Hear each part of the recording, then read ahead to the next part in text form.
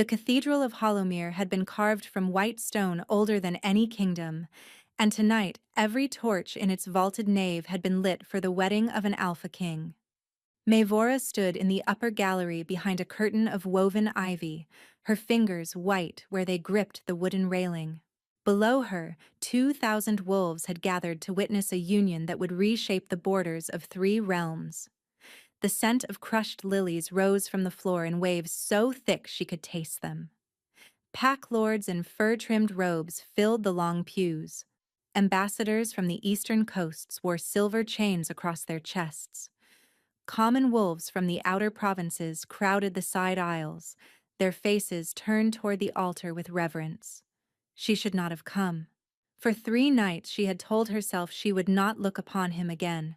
For 3 nights she had sat at the small window of the rooms above the apothecary where she worked, watching snow fall on the slate rooftops, telling herself she was strong enough to remain there.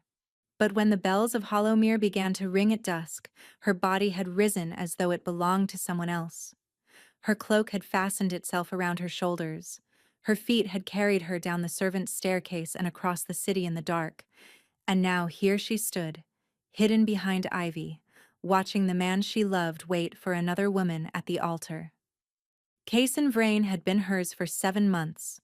She had met him in the herb garden at the edge of the royal grounds, where she gathered moonflower petals for the apothecary's mistress. He had stepped out from between the apple trees one evening, his crown of office tucked beneath his arm as though it embarrassed him, and asked her name as though kings asked such questions every day. He had returned the next night, and the night after. He had pressed his lips to her wrist in a stone alcove behind the kitchens. He had whispered her name like it was a secret worth dying for.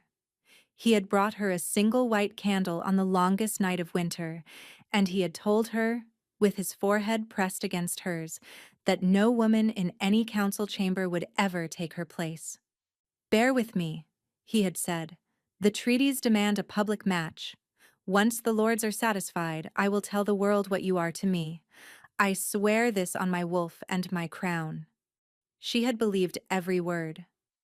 Her hand drifted to the hollow beneath her collarbone, where a small mark sat hidden beneath the cloth of her dress. He had given it to her on a night of low moon, his teeth gentle against her skin, his amber eyes fixed on hers as though he was afraid she might dissolve. The mark had pulsed with warmth ever since, a quiet second heartbeat she had carried into every room. Tonight, that warmth was burning. The mark felt as though a hot coin had been pressed against her flesh. She gritted her teeth against it, leaning harder into the railing. Below, the high priestess raised both arms, and the cathedral fell into a hush so complete that Maevora could hear her own breath shaking in her throat. Her other hand pressed flat against the soft swell low in her belly, where a different secret was growing. 6 weeks. She had been certain for 6 weeks. She had practiced the words for telling him in the small mirror above her wash basin, watching her own mouth shape the sentence over and over until it sounded like something a woman might actually say to a king. "I am carrying your child." She had been waiting for the right night. She had been waiting for him to come to her window the way he always did, with snow in his hair and a smile that belonged to no one else. Instead, the bells had rung. The bride entered. Sarah Volkmere walked down the long aisle in a gown of pale silver, her fair hair coiled high, a circlet of star flowers resting across her brow. Her family controlled the salt mines of the western coast, 4,000 sworn warriors, and a vote on the High Council that the kingdom could not afford to lose. The crowd murmured its approval as she passed. The Volkmeres had positioned their daughter for this day since she was a child. Maevora forced herself to look at Cason. He stood at the altar in a long black coat embroidered with silver wolves, his dark hair swept back from his forehead, his hands folded behind his back. He was beautiful in a way that hurt to look at, the way a winter sky is beautiful when it is full of knives. But something was wrong. The recognition came slowly, the way cold water seeps into a boot. He was not standing the way Cason stood. His shoulders were too rigid. His chin was too high. His amber eyes, those eyes that had wept against her shoulder more than once in the dark, were fixed on the bride with the flat, polished glaze of glass. He did not blink at the right moments. He did not breathe at the right moments. When Sarah reached him and offered her hand, his fingers closed around hers a half-second too late, as though some other person were working the strings of his body from a distance. Cason Vrain, Alpha King of Marrowfell, sworn of the old blood, the high priestess intoned. Do you take this woman as queen, in the sight of the moon and the bones of your fathers? The silence stretched. Mavora did not breathe. The mark beneath her collarbone burned so fiercely she thought the cloth of her dress would scorch. Look up, she begged silently. Look up at the gallery. Find me. Stop this. Cason's mouth opened. I take her, he said, and his voice was a stranger's voice. Before the moon and the bones. The cathedral erupted. Cheers rolled up the stone walls. Wolves howled in the aisles. Pack lords clapped one another on the back. Somewhere a horn began to sound, deep and triumphant, the call that had not been heard in Marrowfell for 100 years, the call that announced the kingdom had a queen. Mavora made a sound she did not recognize. The mark beneath her collarbone tore. There was no other word for it. It felt as though a hand had reached into her chest and ripped a piece of her free. She doubled over against the railing, both arms wrapping around her stomach, and a sob broke from her mouth before she could stop it. No one heard. The cathedral was a sea of celebration. No one was looking up. Through the burning behind her eyes, she watched Cason lift Sarah's hand to his lips, watched him perform the slow ritual kiss of acceptance, watched him turn with his new bride toward the cheering crowd, his face still arranged in that hollow stranger's mask. He did not look up. He did not look for her. He did not seem to know that she existed in the world. She turned and ran. The gallery stair was narrow and unlit. She went down it with one hand pressed against the wall and the other locked across her belly, her cloak snagging on iron sconces, her breath coming in ragged, tearing gulps. By the time she reached the side passage at ground level, she was running blind, tears blurring the world into shapes of torchlight and shadow. She did not slow down. She did not stop until she reached the small set of rooms above the apothecary on Velen Street and slammed the door behind her. Then she crumpled. She fell to her knees beside the cold hearth and pressed her forehead to the floor and let the sound out of her at last, a low animal keening that no one in the city heard above the wedding bells. Somewhere in Hollowmere, a feast was beginning. Somewhere wolves were drinking to the new queen. Somewhere Cason Vrain, the man who had whispered her name into her hair, was raising a goblet to a stranger. She would not stay.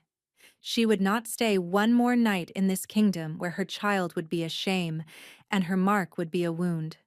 She rose, her hands shaking so badly she could barely tie the strings of her travel pack. She took her grandmother's iron ring. She took the small leather book of remedies she had copied out by candlelight. She took the little pouch of coins she had been saving for a winter cloak. At the window she pressed 2 fingers to her lips and then to the cold glass. Be well, my love, she whispered to the dark. Be happy with the queen you chose.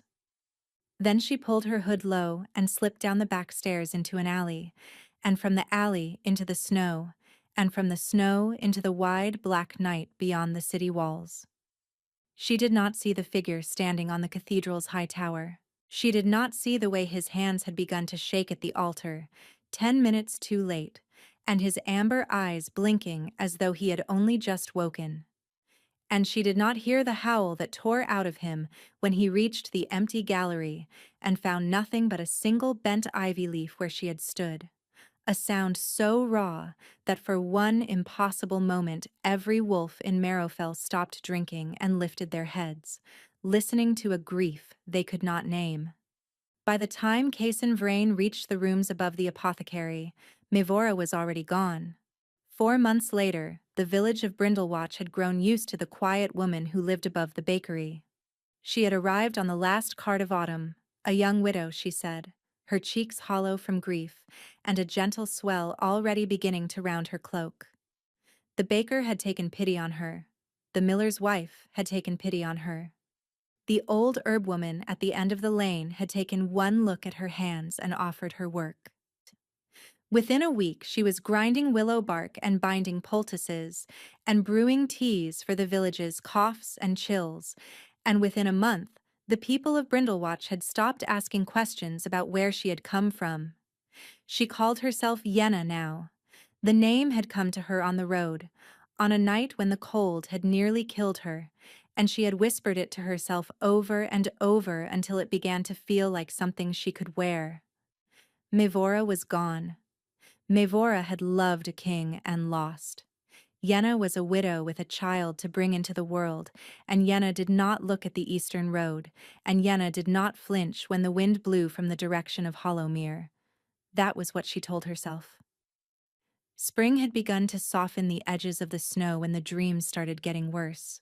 She would wake in the small hours with her hand pressed to the mark beneath her collarbone, gasping, and the taste of his name on her tongue. The mark had not faded. By every law of wolfkind it should have closed and silvered and gone smooth within a fortnight of his marriage, but instead it had darkened. It pulsed at strange hours. Sometimes, in the deepest part of night, she would feel something pushing against the edges of her mind from very far away, something searching, something desperate, and she would press the heels of her hands against her eyes until the sensation passed.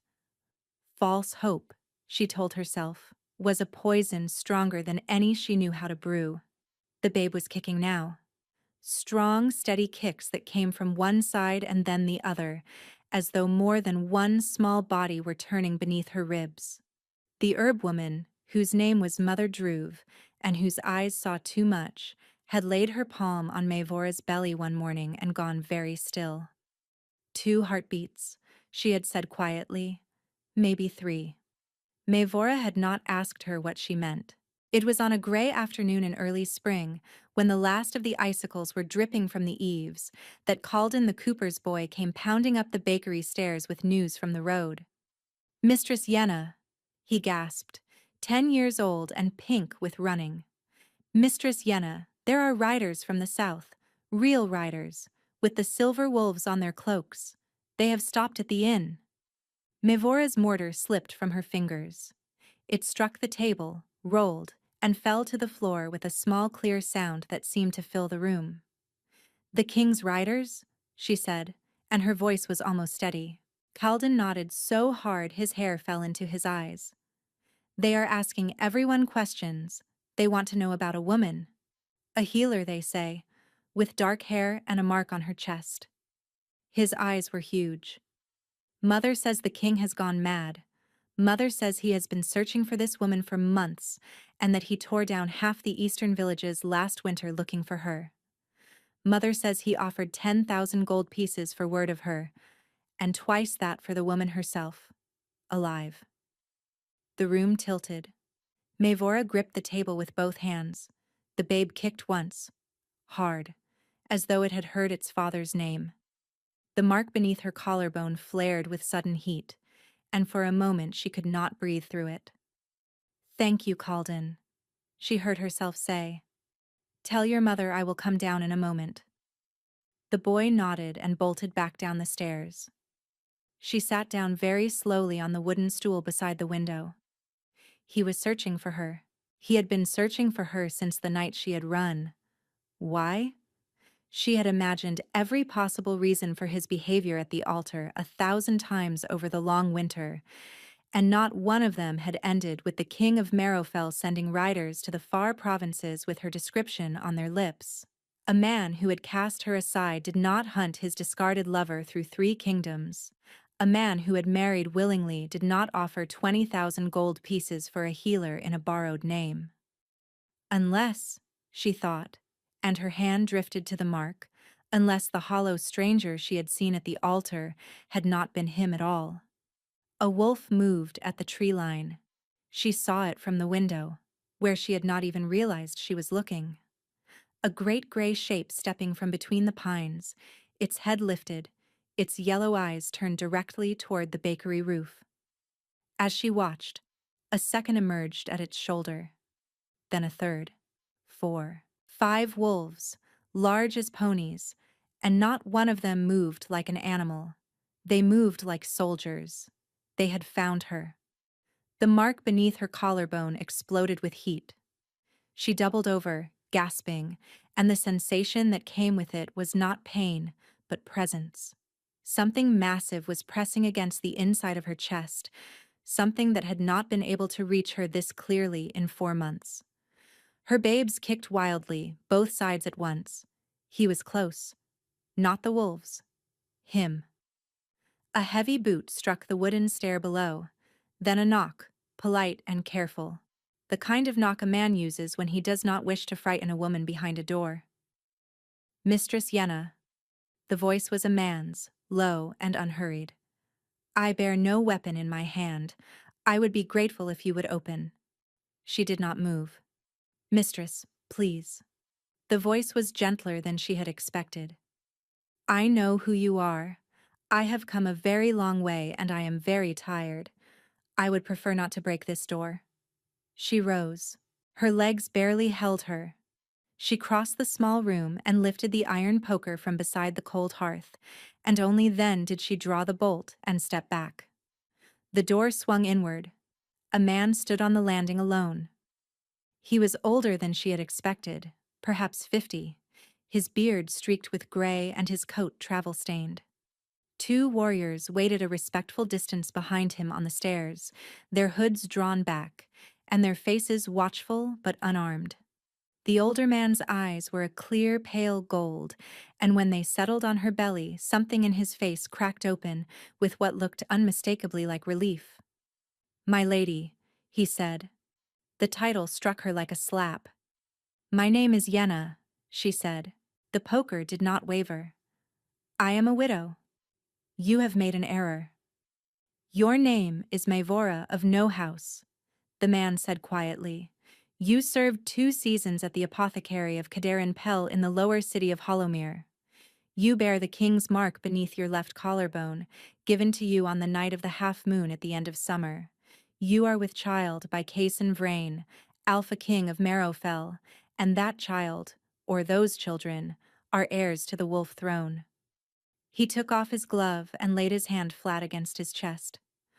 I am Oren Halcaster, first beta of the King's Pack. I have been searching for you since the morning after the wedding. The poker dropped from her hand. It struck the floor with a clatter she barely heard. Forgive me. Halcaster stepped across her threshold without waiting for permission, but he stopped at a careful distance and did not advance. I would not come to you like this if there were time for kinder methods. The king did not choose her Mavora. He did not choose Sarah Volkmir. He did not know what he was doing on the night of the wedding. The room narrowed to a tunnel. What? She whispered. On the morning of the ceremony, his cup was tampered with. We believe the agent was a tincture of fell smoke, distilled with 3 other compounds we have not yet been able to name, pressed into the wax of the ceremonial chalice so that it leached into the wine over a period of hours. By the time he stood at the altar, his wolf had been silenced, and his bond to you had been smothered. He moved as a man moves in deep sleep. Halcaster's jaw tightened. He woke 3 days later in his own bed, with no memory of the wedding at all. The first word he spoke when he came back to himself was your name. The first thing he did was run to the rooms above the apothecary, and when he found them empty, he howled until his voice gave out. Mavora sat down. She did not remember choosing to. The stool was suddenly under her and she was on it, and the room was very far away, and Halcaster was kneeling now in front of her. Who? She said. Her voice was a thread. Who did this? We are nearly certain it was House Volkmir. His mouth was a hard line. Sarah's family has hungered for the throne since the old wars, with the king bound to their daughter by witnessed oath in the Cathedral of Hollowmere, and with you out of the picture, they would have what they have always wanted. We have no proof yet that a court would accept. We have only patterns, and 3 servants who have since disappeared. And this. He drew a folded square of parchment from inside his coat. It was intercepted at our southern gate 3 weeks ago. It bears the Folkmere seal. She took the parchment with numb fingers. The seal had been broken. The hand inside was small and tight and unfamiliar. The false mate is in the bakery village south of the marsh. The child must not be allowed to draw breath. See it done before the next full moon. Long live the queen. The world went gray at the edges. Assassins, she breathed. We do not know how many. 2 we have already accounted for. The others are somewhere ahead of us, or behind, or already in the village. Halcaster looked up, and for the first time she saw the deep exhaustion under his calm. My lady, the king is on his way here. He is 2 days' ride behind me, and he will find this place with or without my help, because the bond is leading him. Every time your mark wakes, he feels it. It is the only thing that has kept him from going feral entirely. The mark beneath her collarbone pulsed in answer, as if to confirm him. A wolf howled somewhere outside the window. Halcaster's head snapped up. The howl was not from one of his men. It was from the trees beyond the mill race, and there was a note in it that made the hair rise on the back of Maevora's neck. He was on his feet in an instant. They are here, he said, and pulled a long knife from his belt. Get behind me. Stay behind me until I tell you otherwise. She turned her head toward the window. In the gray light of late afternoon, 6 dark wolves were padding across the snow-streaked yard behind the bakery. They moved together like one creature with 12 legs, and at their head, walking upright on 2 legs in a long black coat, came a figure whose face was hidden behind a polished mask carved in the shape of a crow. The Volkmere hunters had reached Brindlewatch. The window shattered before Halcaster could finish drawing breath. A bolt of black iron buried itself in the timber of the wall, a hand's breadth from Maevora's shoulder, and the smell that rose from its tip was the rotten green smell of a poison meant for hearts. Halcaster had her by the elbow before she could scream.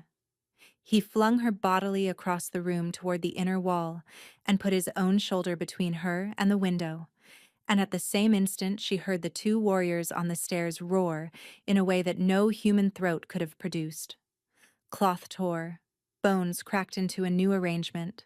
The bakery shook as 2 great wolves burst through the front door in a single bound and met the dark wolves in the snow. The cellar, Halcaster said, low and hard. Now. The cellar has no exit. It has a stone roof. A bolt cannot reach you through a stone roof. Move, Maevora. A second arrow slammed through the wall and embedded itself in the lid of the kneading trough. Flour spilled across the boards in a slow white sigh. Outside, a wolf yelped, a sound of tearing pain, and was suddenly silent. They are not here for me alive, Maevora said. The realization was strangely calm. They have orders to kill me on sight. Yes. Halcaster pressed the long knife into her hand. The grip was warm from his palm. Silver-edged. It will draw blood from a shifted wolf. Do not hesitate. His eyes flickered yellow as his wolf rose under his skin. Stay low. Stay alive. Do not come out for any voice but mine or his. He went out the window without bothering with the door. She heard the wet sound of his transformation hit the snow, followed by a snarl that shook the icicles loose from the eaves. Then there was only chaos. The sound of bodies meeting, the thud of paws, the shriek of a wolf being driven into a wooden post. A single human cry, sharp and quickly cut off. She crouched against the inner wall with the silver-edged knife in her shaking hand and listened. She listened to her babes kicking against her ribs. She listened to her own breath sawing in and out. She listened to the mark beneath her collarbone, which had begun to burn so steadily and so fiercely that she could feel each separate beat of it. And underneath the burn, she could feel something else now, something that was not herself. A blazing column of fury so vast that it made her eyes water. A grief so old it felt like geology. A love that was not gentle, that was not patient, that was not kind, that wanted only to find her and bury its face in her throat and never lose her again. He was coming, but not fast enough. Through the broken window, she saw Halcaster's gray wolf fly sideways through the air and crack against the trunk of a dead apple tree. He fell in the snow and did not rise quickly enough. 3 dark wolves circled him with the patient coordination of trained killers.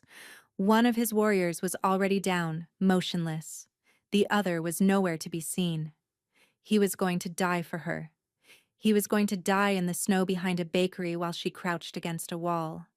Something inside Mavora went very still. She had spent her life keeping a small thing hidden.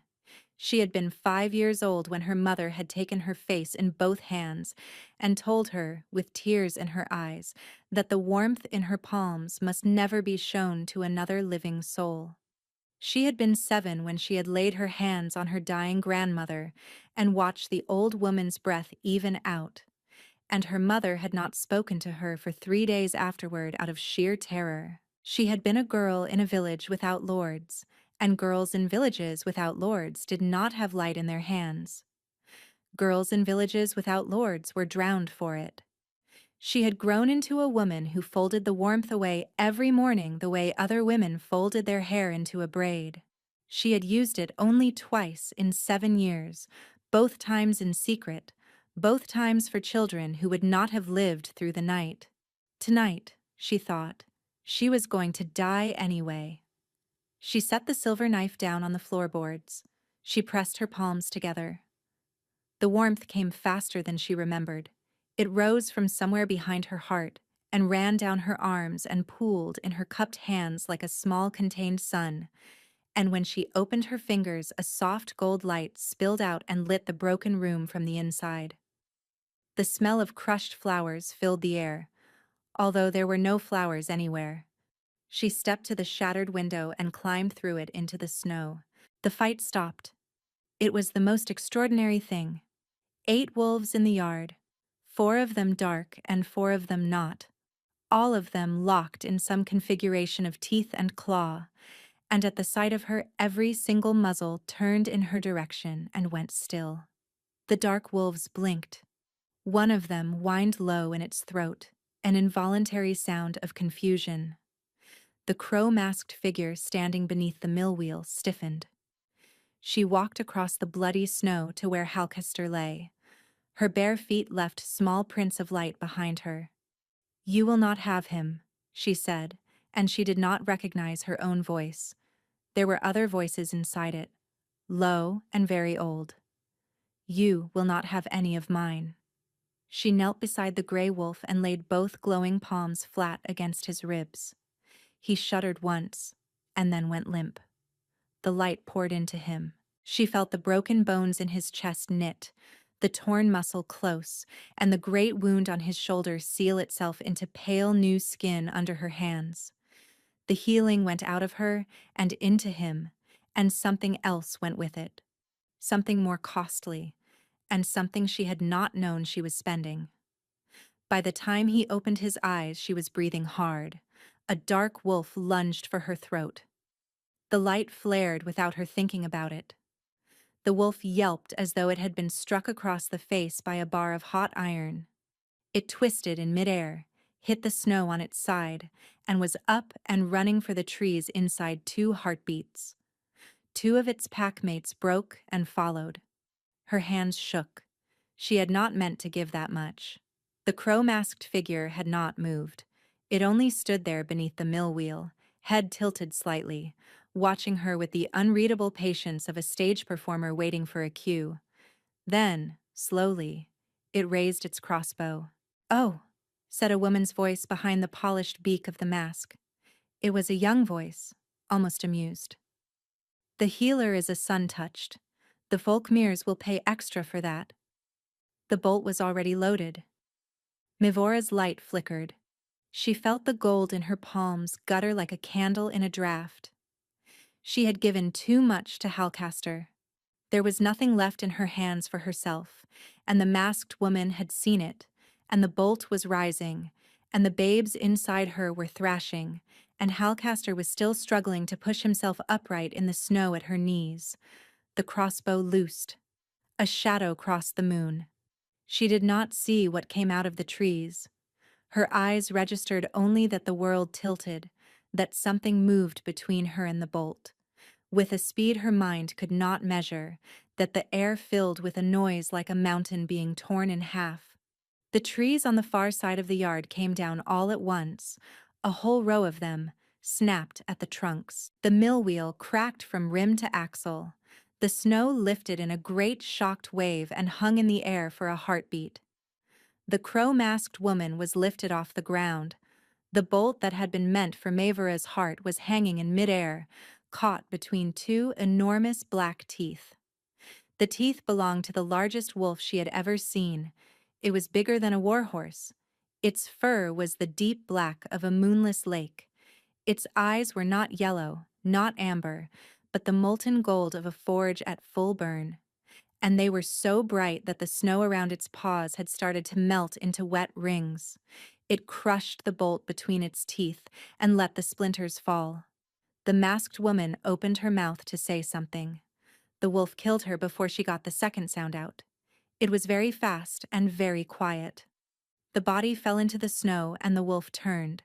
Slowly, deliberately, every motion controlled, until its enormous burning eyes found Maevora. She could not move. The wolf came toward her one careful step at a time. Blood steamed on its muzzle. Its great chest rose and fell with breaths so deep she could hear them across the yard. When it reached her, it lowered its head and pressed the broad flat of its nose, very gently, against the curve of her belly. Inside her, two small bodies pressed back. The wolf made a sound she would never forget. It was not a growl. It was not a whimper.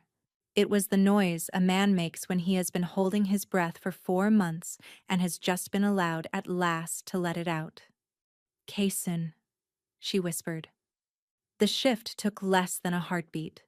One moment a black wolf the size of a horse stood in the snow. The next, a man knelt at her feet in a ruined coat, his dark hair damp with sweat, his hands raised toward her belly and trembling so hard he could not seem to make them land. He looked up at her, and the Alpha King of Marrowfell, who was supposed to be far away in his cathedral with a queen at his side, was weeping. Maevora had pictured this moment 1,000 times along 1,000 cold roads. She had pictured him riding into Brindlewatch at the head of his guard, his face hard, and his orders short. She had pictured a glance that did not know her. She had pictured chains. She had pictured the small humiliation of being marched back to Hollowmere on a wagon, her belly visible to every passerby, the disgraced lover of a king who had moved on to better arrangements. She had not pictured him on his knees in the snow, weeping. The Alpha King of Marrowfell knelt in the ruined yard of a bakery, and the most powerful wolf in 3 kingdoms could not seem to make his hands move the last inch through the cold air to touch her. He held them out flat with the palms upward, a small pleading gesture from a man who had never pleaded for anything in his life. "Maevora," he said. His voice was wrecked. "May I?" The 2 words undid her. She took his right hand in both of her own and laid it against the slope of her belly. The babes shifted under her palm at the touch. They had not been still all day, but at the press of his hand they came alive in a way she had not felt before, both of them rolling toward him as though they had spent 4 months listening for him through her skin and had finally heard the voice that belonged to them. His face crumpled. "2," he whispered. "Maevora, there are 2. She wanted to tell him. She had practiced telling him in another life. She had stood in front of a small mirror and shaped sentences for a man who had never come to the window. The sentences died in her throat now. "Yes," she managed. He let his forehead come down very slowly until it rested against the swell of her belly, and his shoulders shook, and his hand lay flat against the fabric of her dress as though he was afraid that if he lifted it, the children inside might forget him again. She looked down at the dark crown of his hair, and the 4 months of grief she had been carrying began to crack open inside her chest, and with them, terribly, the 4 months of fury. "Get up," she said. He raised his head. "Get up." She stepped back from his hand. The cold rushed into the place where his palm had been. "Get up and look at me." He rose. Snow slid from his coat. His amber eyes, the eyes that had been hollow and glass on the night of the wedding, were bright now in a way that was almost unbearable. And when she met them with her own, she had to clench her teeth to keep her voice steady. "Were you drunk?" she said. He flinched. "What?" "At the altar. Were you drunk? Were you bored? Were you tired of me? Tell me what it was, Kaysen, because I have spent 4 months walking from one end of this kingdom to the other, trying to think of a reason a man might whisper to a woman in the dark for 7 months and then look through her like glass in front of 2,000 people. I want to know which one it was." "I was poisoned." He said it quietly. "Halcaster told me." "Then you know." "I know what he said." Her voice rose, and she did not bother to lower it again. There were dead wolves in the snow and a mill wheel split in two, and her cottage had a hole in the wall, and she did not care who heard. "I do not yet know whether I believe it. Do you understand what you did to me? Do you understand what it was to stand behind a curtain of ivy and watch the only man I have ever loved take another woman's hand and not even bother to look up? Do you have any conception of the size of it?" "Yes." His voice cracked on the word. "Yes, I have a conception of the size of it, because I have been carrying my half of it through every hour of every day since I woke. I woke in a bed I did not remember entering. There was a woman in my room who I would not have invited to clean my boots. There was a ring on my finger I had not put there. I went to your apothecary and you were gone, Mavora. The window was open. The candle had burned down to the wick. Your grandmother's ring was missing from the dish where you kept it.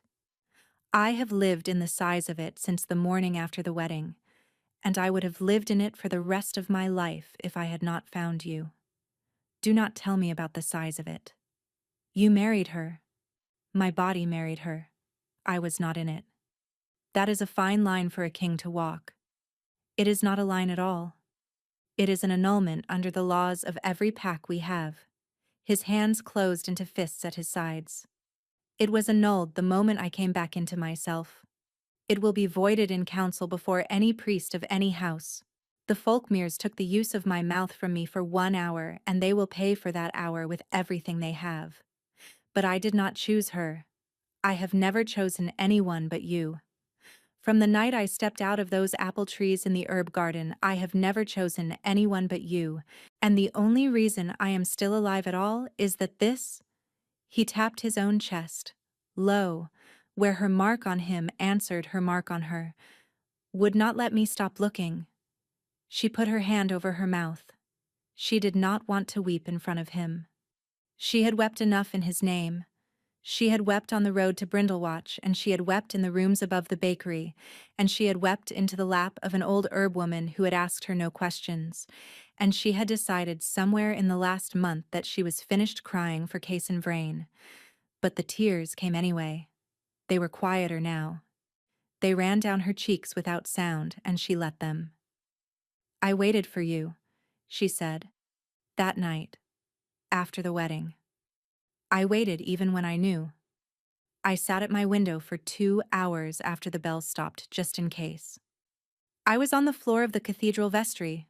I could not stand up. They had to carry me out. I had been going to tell you about the babe." His face broke. There was no other word for it. The Alpha King of Marrowfell stood in front of her, with his face broken open, and he did not try to hide it. "Mavora." His voice was a whisper. "Forgive me. I do not have any right to ask you to. But I will spend every day from now until I die asking you to anyway." She did not answer at once. She turned her head and looked at the ruined yard. Halcaster had risen, slowly, and was standing a respectful distance away, with his arms folded across his chest, his eyes politely on the broken mill wheel. Two of the village men had come to the edge of the lane and were staring open-mouthed at the small mountain of dead wolves and the shattered tree line. The babes inside her kicked, both at once. She thought about the long winter. She thought about the night she had nearly frozen on the road north of Hollowmere, when she had crawled under the lee of a fallen oak and pressed both hands to her belly and told her unborn children in a thin voice that their father had not wanted them. She thought about how furious she had been with herself for being unable to stop loving him, how she had cursed her own heart for its loyalty to a man she believed had thrown her away. She thought, with a small stunned ache, that her heart had been right all along. "I love you," she said. It came out quiet. It had nothing of forgiveness in it yet. It was only the thing that was true, said aloud at last, and she had not said it to him in 7 months of secret nights, and she had not been able to say it through 4 months of exile, and now she said it standing in a yard full of dead enemies with snow in her hair. He closed his eyes. She watched the king of a country take a breath like a man who had just been allowed to come up from underwater. "Mavora," he said, "I love you. I have loved you since the second night in the herb garden. I have loved you the whole of the worst year of my life. I will love you in any country, in any shape, on any throne or off it, for as long as I am permitted to draw breath." She walked the 2 steps between them. She put her arms around his neck, and she pressed her wet face into the cold leather of his collar, and his arms came around her so carefully, with his hand spread wide and protective over the curve of her belly, that she understood at last that he was afraid she might still vanish. "I am here," she whispered into his throat. "I am here." He did not answer with words. He only held her, and after a long moment she felt his face come down to rest in her hair, and the mark beneath her collarbone went, for the first time in 4 months, perfectly quiet. Halcaster cleared his throat. "My king," he said, with the dry calm of a man delivering bad news to a man holding a miracle. "We cannot stay here. The Folkmeres will know within a day that their hunters did not return. The next wave will not be 6, it will be 60. Kaysen lifted his head. The amber in his eyes hardened into something colder. "Then we ride for Hollowmere tonight," he said. "All of us. Mavora rides with me. The Folkmeres have placed themselves outside the protection of my house, and before this season ends, I will see every standard of theirs taken down from every wall." He looked down at her. "If you will come." She thought about saying that she could not.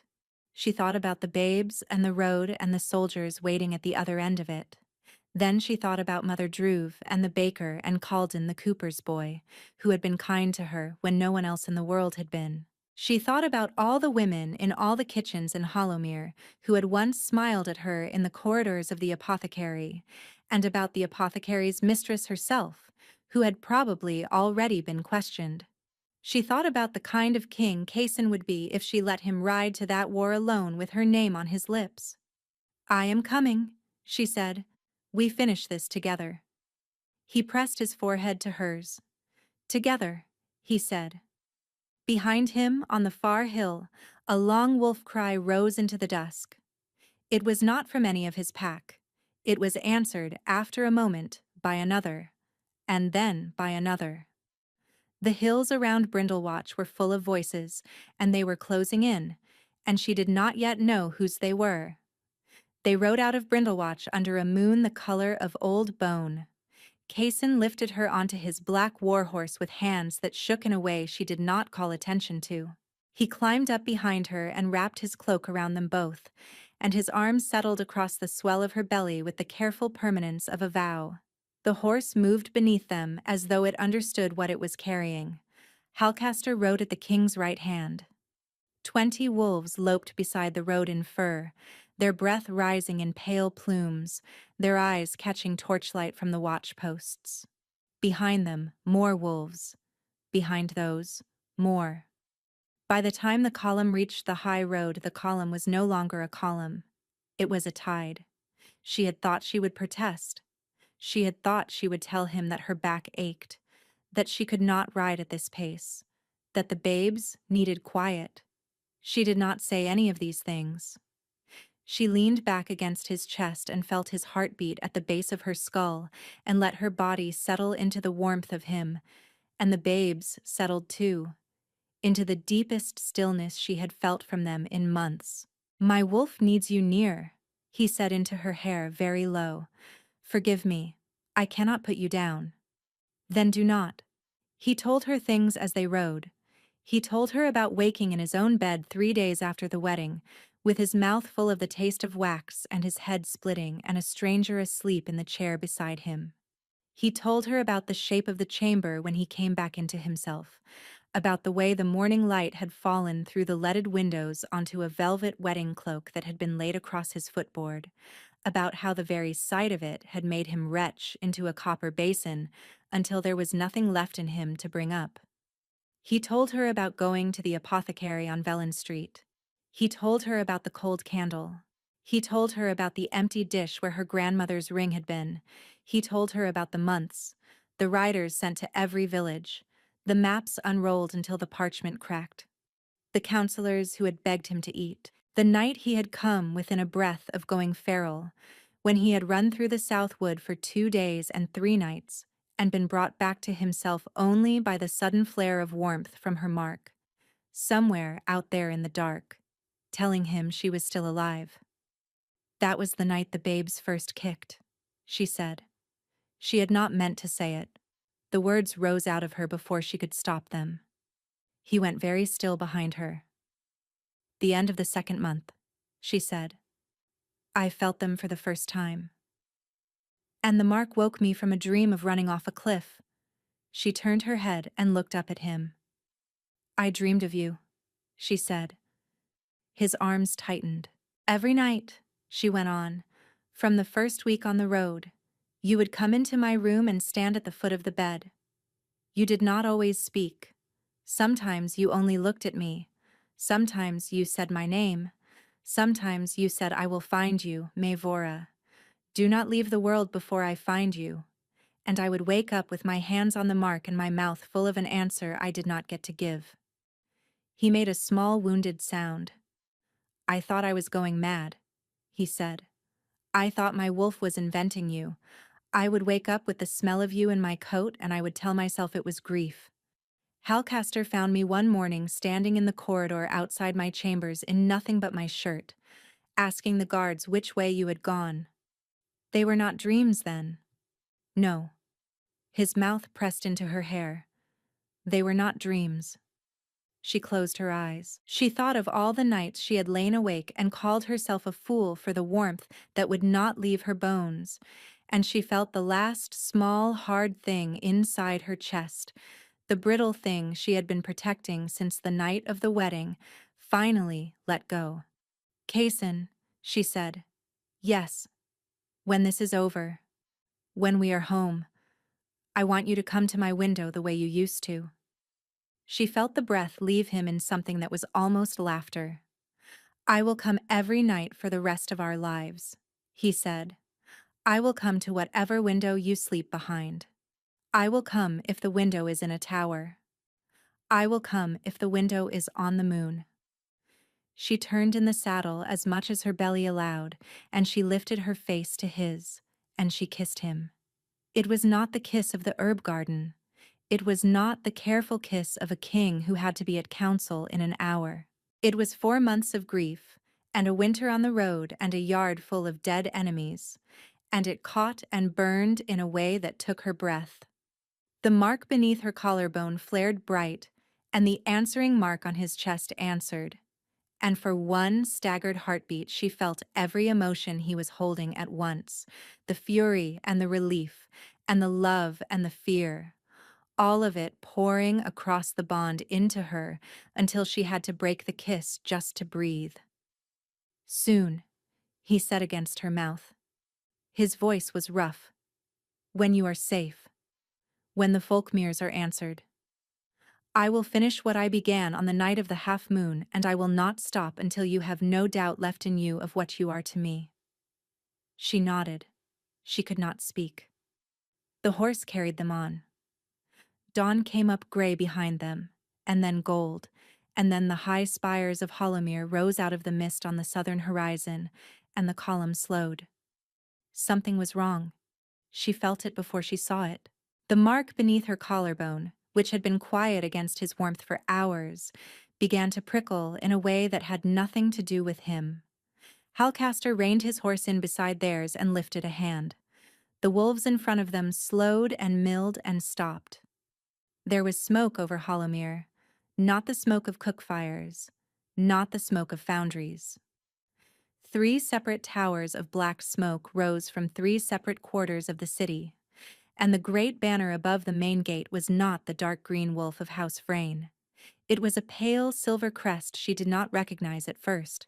When she did, the breath went out of her.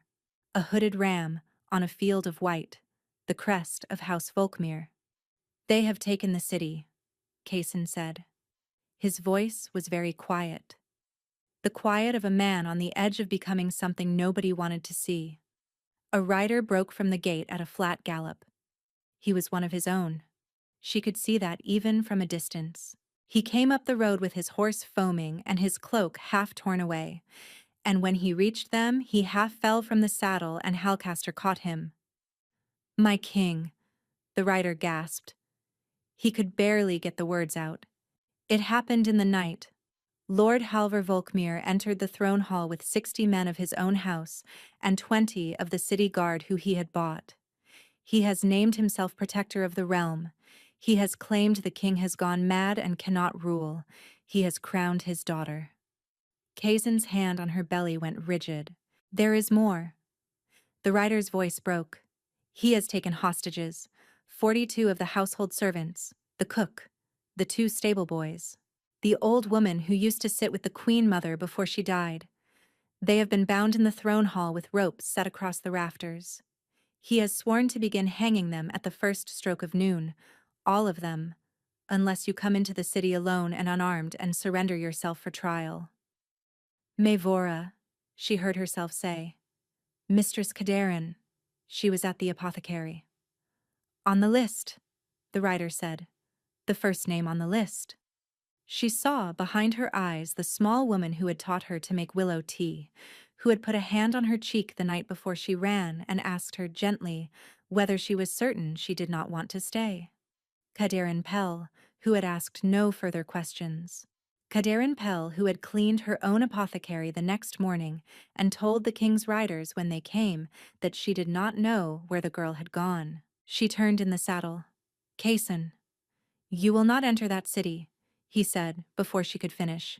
Not while there is breath in my body. They will hang her. I will go. I will not let her hang. They will kill you. That is between me and the gate. No.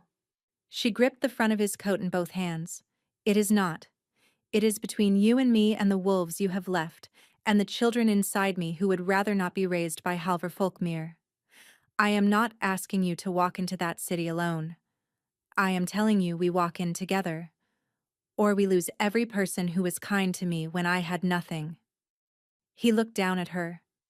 For a long moment she thought he would refuse her. Then, slowly, the corner of his mouth lifted into something that was almost a smile, although his eyes did not change. My queen, he said, even now. He turned in the saddle and lifted his voice, and the tide of wolves behind them lifted their heads as one. Hollowmere has been taken from us, he called. He did not shout. He did not need to. The Volkmeres sit on a throne that is not theirs. They have placed a noose around the necks of the people who fed us as children. They believe that they have won. He drew the great black sword that hung at his saddle. The wolves around him began, very low, to growl. They are wrong. The growl became a howl. It rose from 100 throats, and then 1,000, until the hills above the city rang with it, and inside Myvora's chest the babes kicked together, hard, as though they had decided to add their voices to it.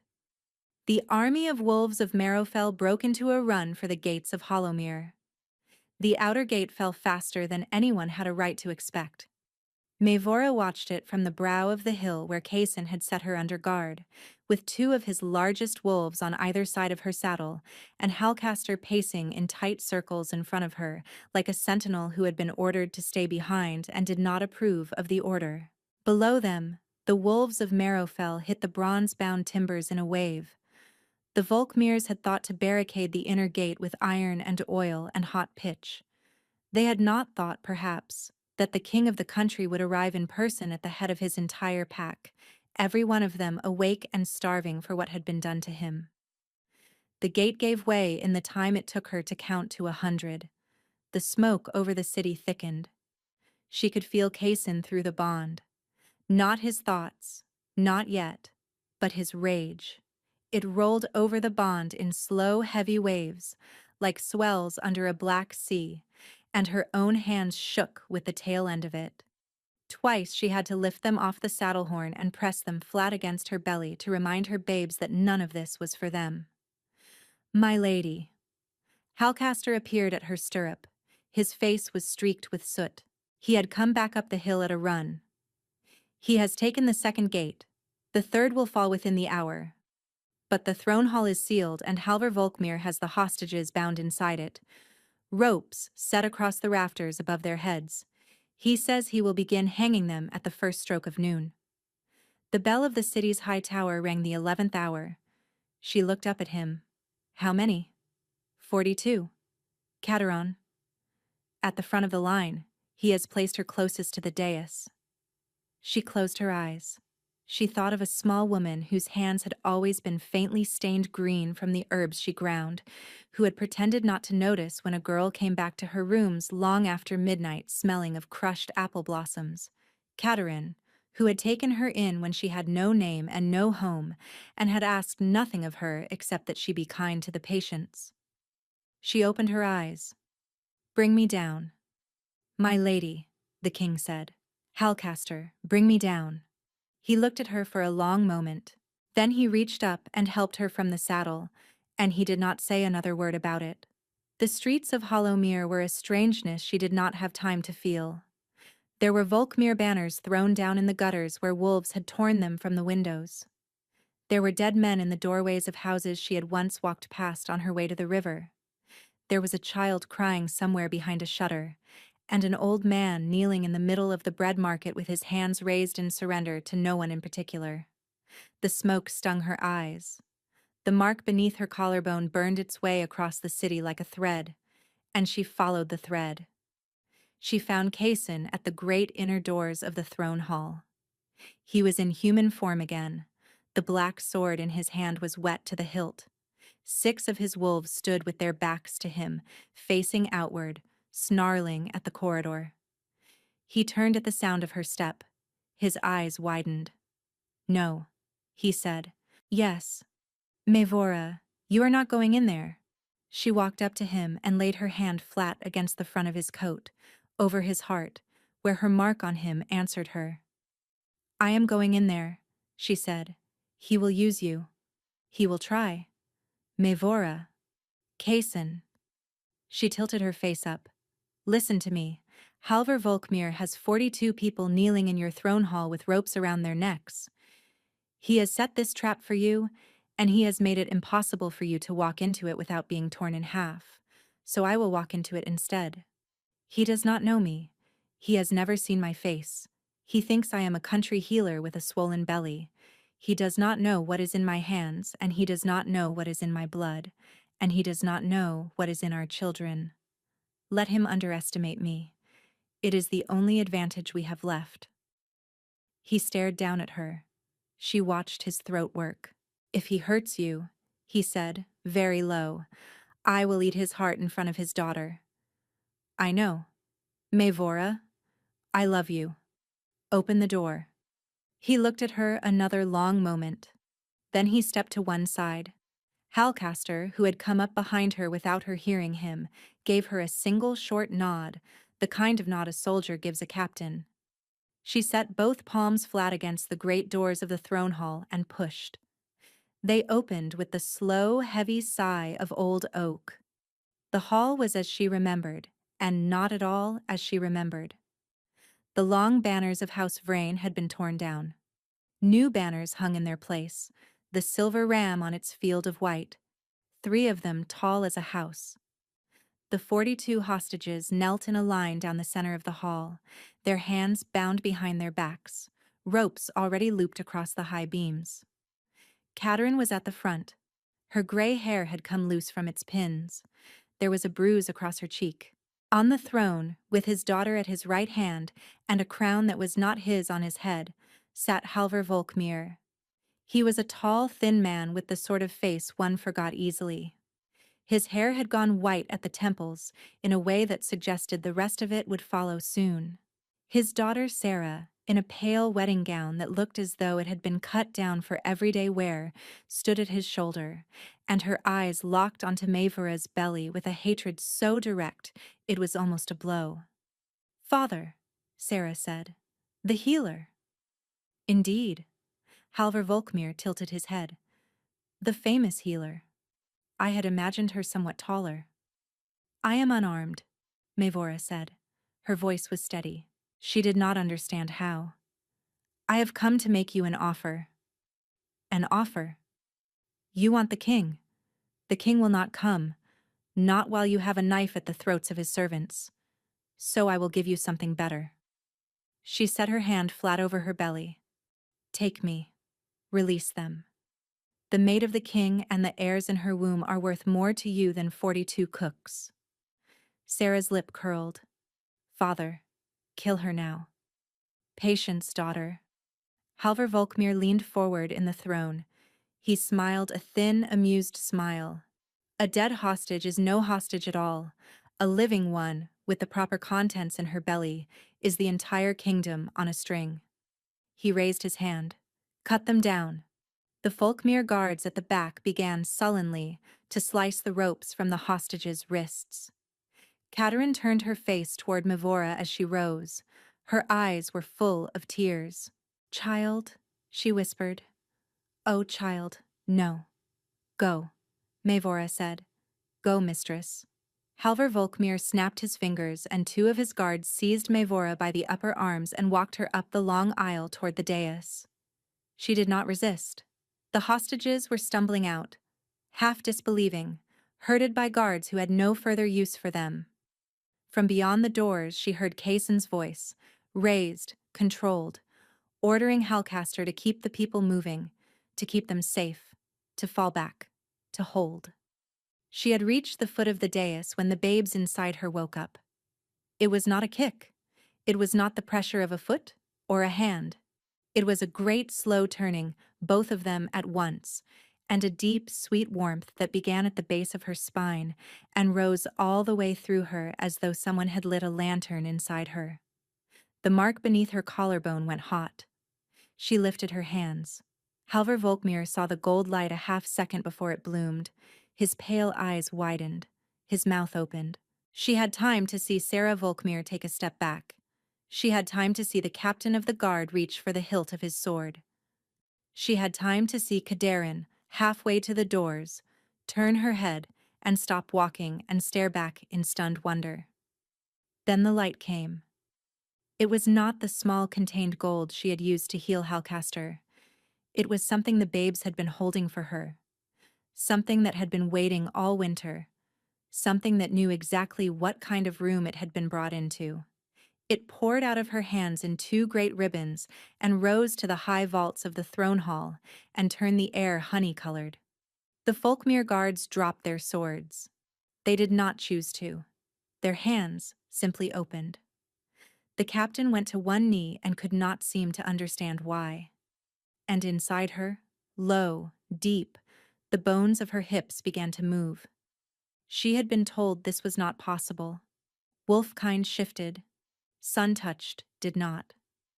She had been raised on that absolute. The warmth in her hands had been a girl's secret. The wolf in Kaysen's blood had been a king's birthright. They had never been the same kind of thing. Tonight, apparently, they were. She fell to her knees on the polished marble.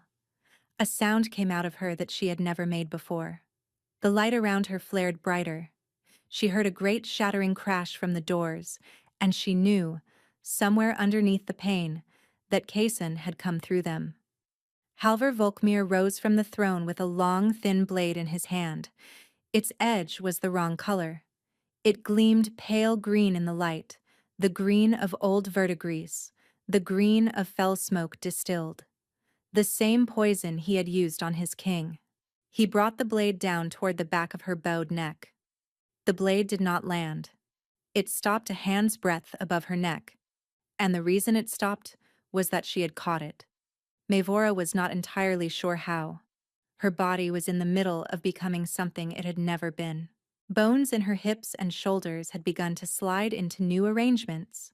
Her vision had gone strange. The marble under her knees had begun to crack in a slow rosette of fine lines. But somewhere in the cataclysm of the change, her right arm had risen of its own accord, and her hand, no longer shaped quite like a hand, had closed around the flat of the poisoned sword and held it. The fell smoke on the blade burned where it touched her palm. She felt the green eating at her fingers, and she felt the gold inside her rise up to meet it and refuse it, and she felt her own teeth, which had begun to be too large for her mouth, draw back from a snarl that did not belong to a woman. "No," she said. The voice was not quite hers anymore. There were lower notes in it, and older notes. And Halvor Volkmir, who had spent a lifetime arranging his face, lost control of his face for 1 full second. He pulled at the sword. It did not move. She lifted her head and looked at him, and whatever he saw in her eyes made him let go of the hilt and step back. The sword fell. She did not let it. She turned her hand, and the green-edged blade snapped, just below the cross guard, with a clean, dry sound like a bone breaking. The two halves fell to the marble and lay there. Then the change took her. It was nothing like she had been told. She had heard stories of the first shift. She had listened to Mother Druve describe it once over a cup of nettle tea, the long pain, the bewilderment, the way a young wolf will sometimes weep for its own body for a week afterward. What rose in Mavora was not that. It was a great unlocking. It was the feeling of a door she had not known existed swinging wide on a room she had been living next to her whole life, and the room was full of light, and the light had been hers all along. Her bones did not break. They unfolded. Her skin did not split. It was simply that there was suddenly more of her than there had been, and the more was covered in fur, the color of very pale gold, the color of the warmth she had hidden in her hands since she was a child. Her hearing widened. She could hear, separately and at once, every breath in the throne hall. She could hear Kaderin weeping near the door. She could hear the bell of the high tower beginning, somewhere very far away, to ring noon. She could hear her own babes. They were not afraid. Their 2 small heartbeats were drumming against each other inside her in a quick, triumphant rhythm, and the sound of them was the most ordinary and miraculous thing she had ever heard. She stood up on 4 legs. She was not as large as Kaysen. She was perhaps 2/3 his size, lean and long-legged, built more for running than for breaking. But the gold of her fur was its own light. It threw soft, warm color onto the white marble and onto the silver ram banners, and onto the pale, astonished faces of the Folkmere guards who had dropped their swords and were now backing away from her toward the walls. Halvor Volkmir did the only thing he could think to do. He bolted for the side door behind the dais. He did not reach it. A black shape the size of a cart horse came down on him from above. Kaysen had crossed the throne hall in 3 bounds, not on the floor but along the upper rail of the gallery, and he hit Halvor Volkmir between the shoulders with the full weight of his wolf, and the lord of House Volkmir went down under him, and that was the end of the man who had drugged a king. Sarah Volkmir screamed. She had a small knife. Mavora saw her draw it from her sleeve. She saw her start across the dais toward Kaysen's exposed back. The babes inside her made another small turning noise, low and pleased, and the gold light around Maevora's pale fur flared brighter. She crossed the throne hall in 2 strides. She did not kill Sarah. She had thought, in the half-second before she moved, that she might. The fury was there. It had been waiting for 4 months. But when she landed in front of the woman in the cut-down wedding gown, she only set her teeth into the wrist of the hand that held the knife, very precisely, and she took the knife from her, and she let her go. Sarah fell back against the throne with a thin, shrill noise. The knife clattered to the floor. "She is not worth your jaw," Kaysen said inside her head. She turned her great pale head and looked at him. He had the body of the dead lord beneath one paw. His amber eyes burned like banked forges. The sound he had made inside her mind had been low and warm and entirely conversational, and underneath it lay a flavor that was unmistakably his pride. "You can speak in my head," she said. "You can speak in mine." "How?" "The bond," he said. "We have not finished it yet, and we are already further into each other than I have ever been with anyone alive. Maevora." His voice softened in her mind. "You are gold." "Apparently, I am." She felt him laugh. The wolf laugh and the man laugh at once. "Stay," he said. "Just for a moment. Let me look at you." She stayed. The throne hall around them had emptied of fight. The Folkmere guards had been disarmed by Halcaster's wolves, who had come pouring in behind their king and had set their teeth into wrists and ankles, and dragged men off into the corners of the hall. Sarah Volkmere was being bound by a gray female wolf who, even shifted, had managed to look disapproving. The hostages were gathered at the far doors, weeping and clinging to one another, and Katerin Pell stood among them with both hands pressed to her mouth, staring across the hall at the great pale gold creature where her servant girl had been. Maevora shifted back. She had not known she could. She had been told the first shift took the better part of a day to come down from. But the gold light gathered itself into her again as easily as it had risen out of her, and in the space between 2 breaths, she was on her bare knees on the cool marble, human-shaped, with her arms wrapped around the curve of her belly, and the babes still drumming their small, steady rhythm against her palms. A black coat fell across her shoulders. Kaysen had shifted too.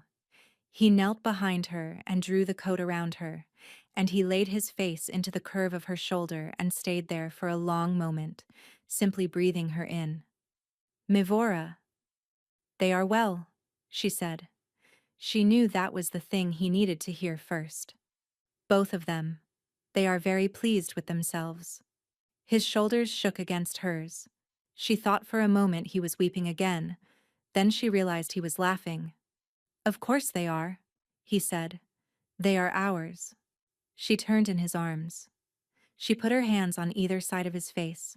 He had a smear of someone else's blood across his jaw, and a long, shallow cut over his cheekbone, and his eyes were the brightest thing in the room.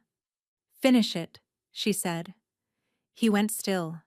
"Maevora, you said when I was safe, when the Volkmeres were answered, both are done. Finish it."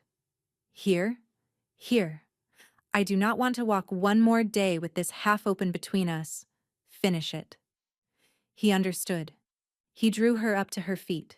She had to lean on him, and he steadied her without complaint.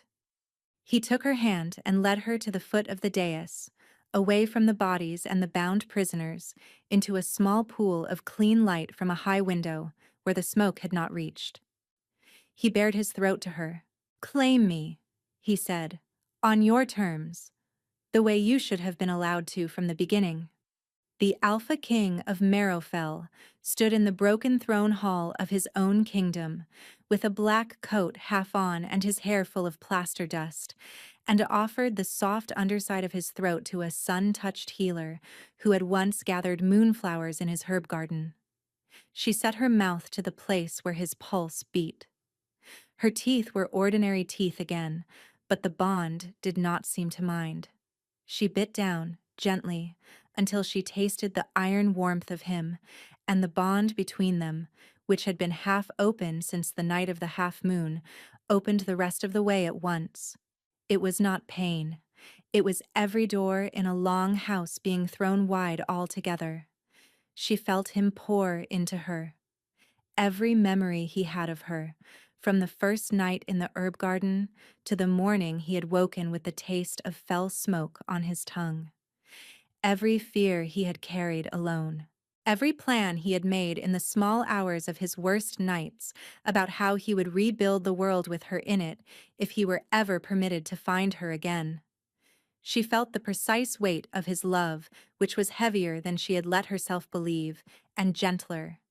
And she felt herself going the other way, into him.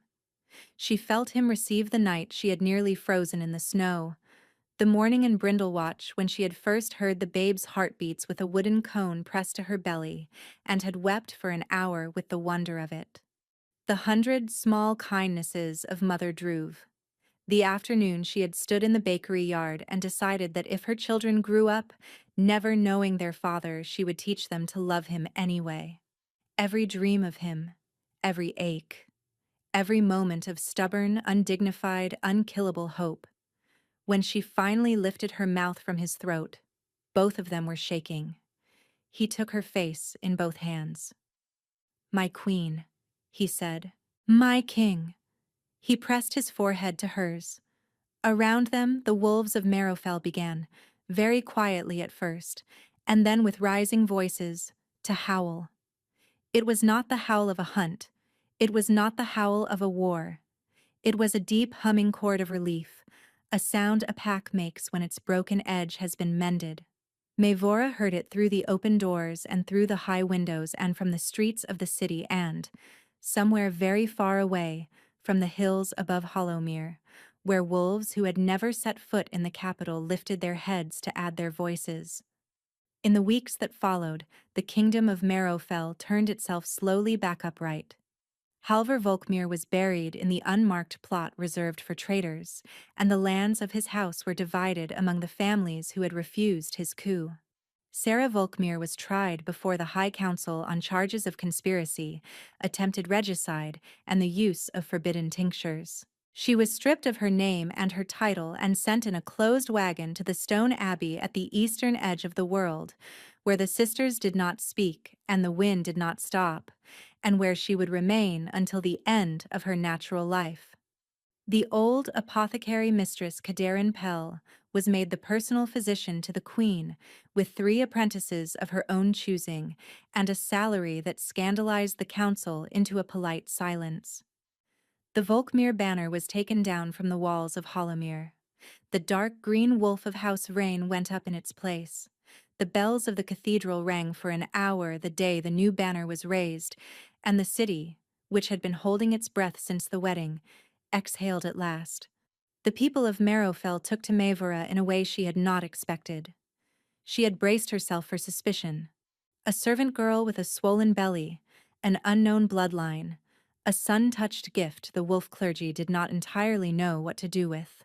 Instead, the wolves of the capital wept openly the first time she walked through the lower city on Kaysen's arm.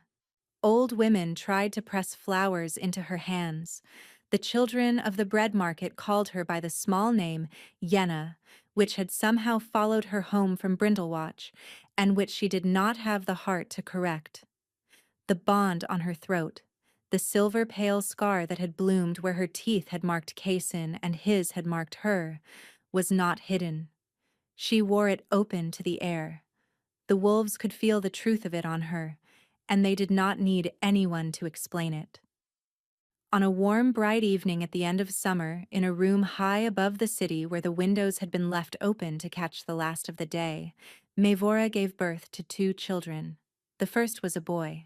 He had his father's dark hair and his mother's hands, and when the midwife laid him on Maevora's chest, he opened his eyes and looked at her with the quiet, considering expression of a child who had already met her. The second was a girl. She had pale gold fuzz on the top of her head and amber eyes that were already, somehow, bright, And when the midwife laid her beside her brother, she turned her small face toward him and made a soft, contented noise that was not quite a human noise, and not quite anything else. Kaysen sat on the edge of the bed with both children in the great bowl of his arms and looked down at them as though he had been handed the entire world to hold. Mevora. I know. Mevora, they are? I know. He could not finish the sentence. He sat there with his face wet and his children sleeping against his chest, and after a while she reached up and pressed her palm against the bond on his throat, and he closed his hand over hers and held it there. Thank you, he said, for coming back, for walking into that hall, for loving me even when you should not have. Thank you, Mavera. She lifted her chin. He bent down. She kissed him very softly, with their children warm between them, and the late summer light coming through the open window onto all four of them at once. Always, she said. Always, he agreed. Outside, the wolves of Hollowmere lifted their voices into the gathering dusk, and the long howl that rose over the city that evening was passed from pack to pack, north and south and east and west, until it reached the smallest village on the smallest road in Marrowfell, where an old herb woman stood in her doorway with her face turned to the sky, and listened to the news that the bond between the king and his true queen was, at last, complete. In the great record of the kingdom that was kept in the cathedral library, a new page was added that year. It told the story of a girl who had gathered moonflowers in a king's herb garden, of a king who had been silenced for 1 hour and had spent every hour after looking for her, and of a bond that fell smoke and silver rams and 42 ropes on a wall had not been able to break. They had found their way back to each other against everything. They never let each other go again. Thank you so much for listening. I hope you enjoyed this story.